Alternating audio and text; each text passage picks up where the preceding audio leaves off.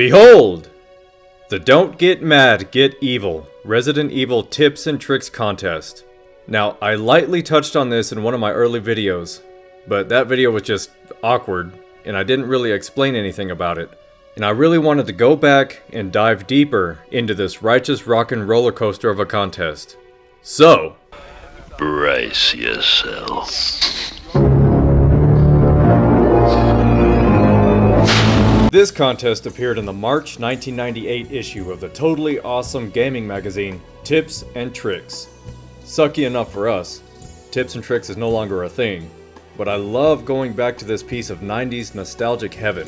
Clearly, I only salvaged the pieces I wanted to keep, which is my first Resident Evil 2 walkthrough, and the promo for this contest. Now let's take a closer look at this shiznit. First off, this contest was brought to us by Capcom, when Capcom was cool, Toy Biz, makers of the totally sweet Resident Evil action figure collection, and the OGs at Tips and Tricks. That's right. Now, moving back up, here's the good old 90s Chris Redfield AF. AF obviously stands for action figure. It says, win a complete set of Toy Biz figures and original autographed Capcom artwork, which I'm assuming is this bodacious art piece of the G-Boss. To enter the contest, all we had to do was write down our answers to 3 simple questions on a postcard. No envelopes, please.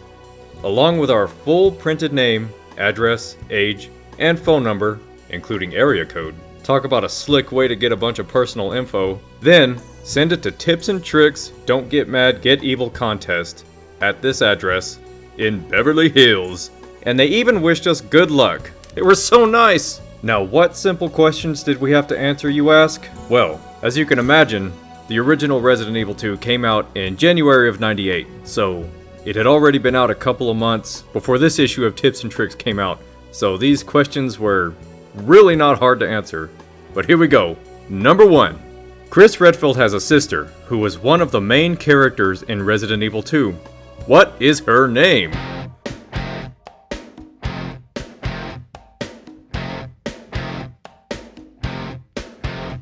You guessed it! Claire Redfield. Number 2! What is the name of the pilot from Resident Evil who was also able to appear as a zombie in Resident Evil 2? Sing along! That Brad Vickers!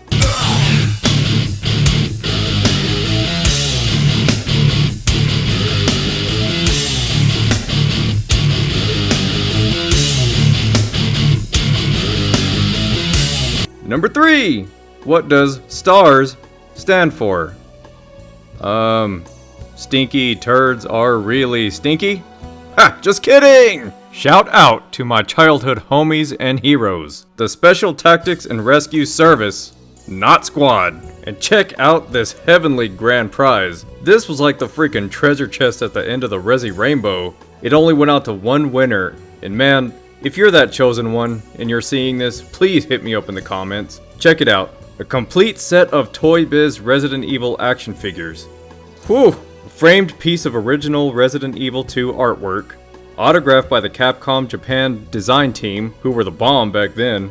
A copy of Resident Evil 2 for PlayStation. Resident Evil 2 t-shirt. Man, there have been so many, I'm dying to know which one this was. And the best part, assorted goodies, including Resident Evil 2 police tape, eyeball keychain, and more. Can you imagine? Have you ever seen these incredible elusive goodies? Because I certainly haven't. RE2 police tape from 1998 would be the coolest collectible ever. Resident Evil has always had a thing about eyeballs, so a Resident Evil eyeball keychain is a must-have that we don't have. And what is this more business?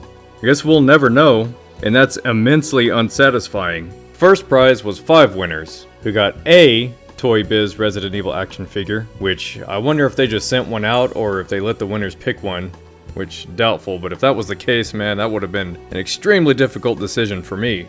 A copy of Resident Evil 2 for PlayStation, which you can't have enough, and the Resident Evil eyeball keychain. So there was, or maybe still is, several of these floating around out there, probably being totally unappreciated. It's just jealousy talking. And finally, second prize, which was 10 winners. And this was a Toy Biz Resident Evil action figure and a 1-year subscription to Tips and Tricks magazine. Oh god. Clark, that's the gift that keeps on giving the whole year. That it is, Edward. That it is indeed. This isn't the biggest bag over the head punch in the face I ever got. Son. Now let's get down to the contest rules. The Don't Get Mad, Get Evil contest. Official contest rules. No purchase necessary. Limit 1 valid entry per person/address. Contest open to legal residents of the United States and its territories and possessions. Multiple entries are prohibited. All entries become the property of Tips and Tricks magazine. All taxes are the responsibility of the winner. No cash substitution is allowed. Offer void where prohibited, regulated, or restricted by law. All entries must be received by May 1st, 1998. LPF Inc. is not responsible for lost or misdirected entries. Winners will be selected by the editors of Tips and Tricks magazine. Editor's choice is final. Odds are determined by number of entries received by contest deadlines. Winners will be notified by mail. Artwork provided by Capcom may differ from that shown. This contest is brought to you by LPF Inc., Capcom, and Toy Biz, Resident Evil and Resident Evil 2, and TM 1998 Capcom Entertainment Inc., all rights reserved. You can stop reading all this junk now, hurry up, and get evil. And how's that for some fine print? Well, that's about all there was to the Don't Get Mad, Get Evil contest. In case you're wondering, I, was totally not one of the winners here. But hey, I figured it'd be a cool topic. This thing is one of the most memorable and nostalgic pieces of history for me, and I hope you enjoyed it too. Thanks for hanging out with me here on Arcly Overcast. Please like and subscribe, spread the word, and let's see what other cool, memorable moments in Resident Evil history we can dig up. Thanks for watching. Toodaloo!